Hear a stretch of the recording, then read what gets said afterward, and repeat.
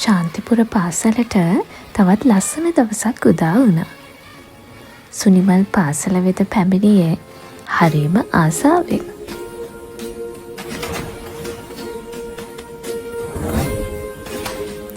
සුනිමල්ගේ පන්තියේ පන්තිපාර ගුරුතුමිය තමයි නයනා කියන්නේ.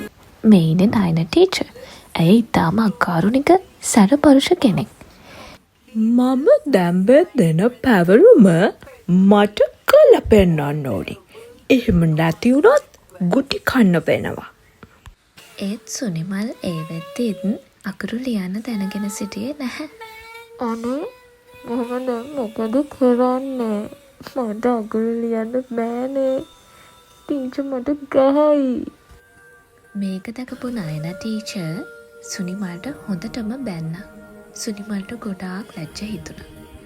ඉගෙන ගන්න බැරි නම් පන්තියේ යනවා. ආයෙත් එපා. සුනිමල් ගෙදර ආවේ හරිම දුකින්. සුනිමල්ට ඉඳපු හොඳම යාළුවා තමයි ජිමි කියන්නේ. ඔය ඉන්නේ ජිමි. සුනිමල් අසල තිබුණ බංකුවක් උඩින් වාඩි වෙලා කල්පනා කරා. ඔහු එකපාරටම දැක්කා ඔහු අසලට අසරණ කාන්තාවක් එනවා. ඇය සුනිමල්ගෙන් වතුර ඉල්ලුවා. ඇයට හරිම තිබහයි. මට වතුර ටිකක් දෙන්න පුළුවන්ද? සුනිමල් ඔහුගේ බෑගයේ තිබූ වතුර බෝතලය ඇයට දුන්නා. ඇය ස්තුති කර යන්න ගියා.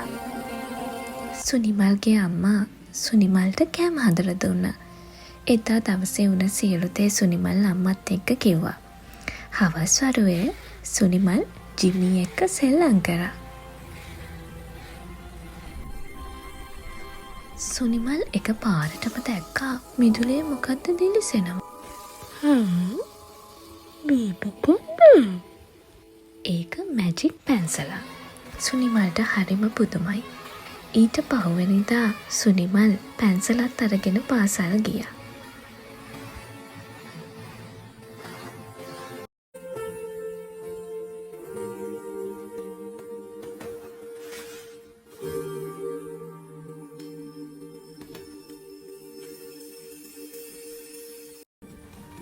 වෙනද වගේම නයන ටීචර් දරුවන්ට පැවරුමක් දුන්නා.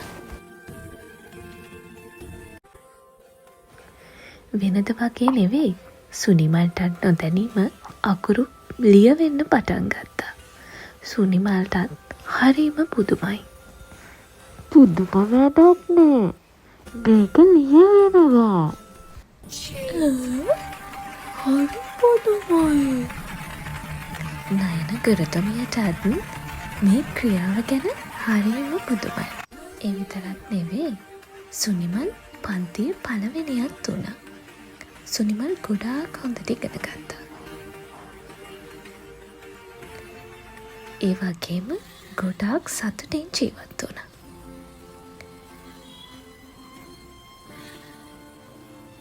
එක දවසක් සුනිමල් පාසල් ඉවර වෙලා ගෙදර යද්දී අර එක දවසක් ඔහුට හමු වුණු අසරණ කාන්තාව ඉන්නවා දුටුවා. දරුවෝ, ඔයාලා වගේ දරුවෝ තමයි මේ රටට ඕන වෙන්නේ. සුනිමල්ට උදව් කරලා තියෙන්නේ අසරණ කාන්තාවක් නෙවෙයි. ඇය සුරංගනාවියක්. සුනිමල්ගේ හොඳ හිත නිසා ඇය සුනිමල්ට උදව් කරා.